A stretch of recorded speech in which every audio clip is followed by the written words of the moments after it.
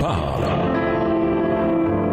Chaque jour, Charles et Carole vous présentent la leçon de l'école du sabbat.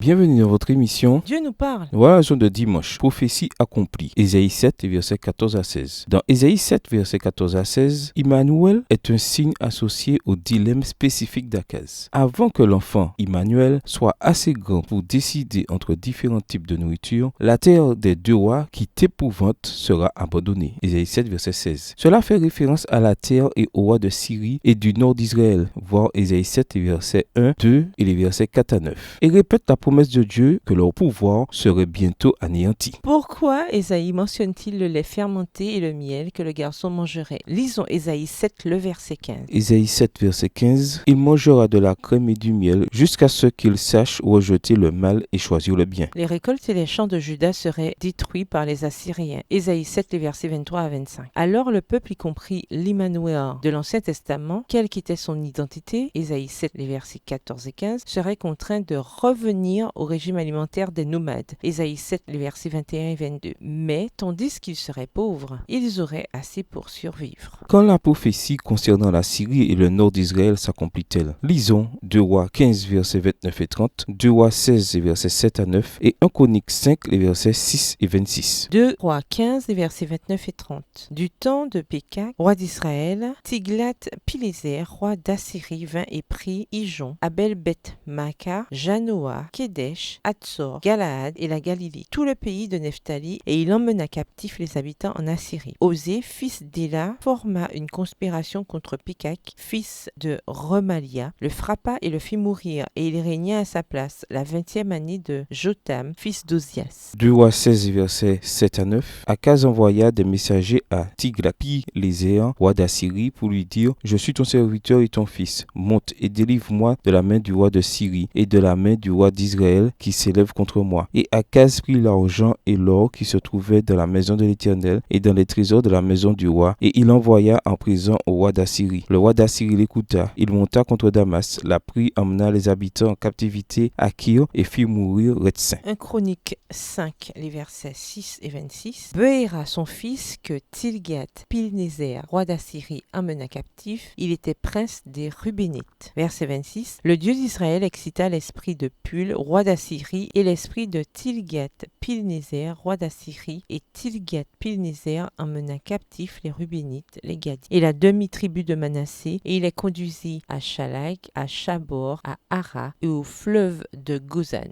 où ils sont demeurés jusqu'à ce jour. Cette prophétie d'Ésaïe a été donnée vers 734 avant Jésus-Christ, en réponse au pot de vin d'Akaz. Tiglath-Phalazar III fit ce qu'il aurait probablement fait malgré tout. Il brisa la coalition du Nord, conquit les régions de la Galilée et la Transjordanie au nord d'Israël, déporta une partie de la population et transforma ce territoire en province assyrienne. 734-735 avant Jésus-Christ. Le reste d'Israël fut sauvé quand Osée, après avoir assassiné le roi Pékak, se soumit et lui paya un tribut. En 733 et 732 avant Jésus-Christ, Tiglath-Phalazar conquit Damas, la capitale de la Syrie. Puis il changea la Syrie en une série de provinces romaines. Ainsi, vers 732, en l'espace de 2 ans, après la prédiction d'Ésaïe, la Syrie et Israël furent définitivement vaincus et tout était terminé pour les 2 rois qui avaient menacé Akaz. Peu après que Salmanasar V remplaça Tiglath-Phalazar III en 727 avant Jésus-Christ, le roi Osée d'Israël commit un suicide politique en se rebellant contre la Syrie. Les Assyriens prirent la capitale de Samarie en 722 avant Jésus-Christ et déportèrent des milliers d'Israélites jusqu'en Mésopotamie et en Médie, où ils finirent par être intégrés aux populations locales et perdirent leur identité. Voir Ésaïe 7, le verset 8, en l'espace de 65 ans, Éphraïm ne serait même plus un peuple. Dieu avait prédit ce qui arriverait aux ennemis de Juda, mais ce qu'il voulait dire à Akaz, c'était que cela arriverait de toute façon, sans aucune nécessité de compter sur la Syrie. Réfléchissez, si vous aviez vécu dans le royaume du Nord pendant ces événements, combien il aurait été facile de perdre la foi? Que peut-on faire maintenant aujourd'hui pour apprendre à garder notre foi intacte, de sorte que lorsque les catastrophes de main souviendrons, nous puissions tenir ferme. Lisons 1 Pierre 1, les versets 13 à 25.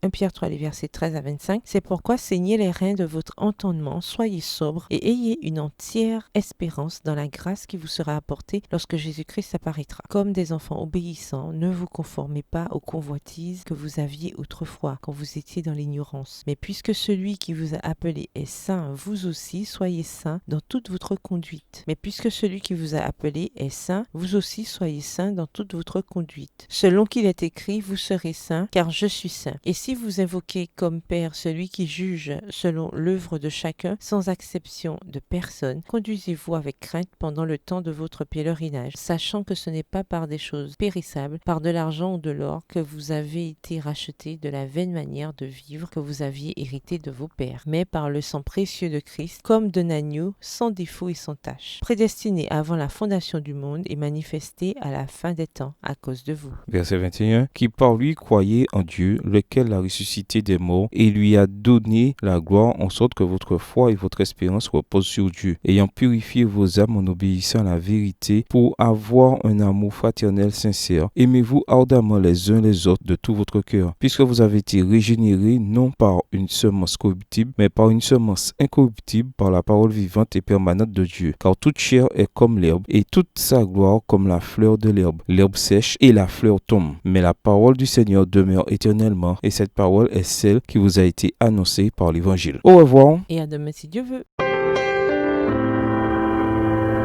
Dieu nous parle. Chaque jour, Charles et Carole vous présentent la leçon de l'école du sabbat.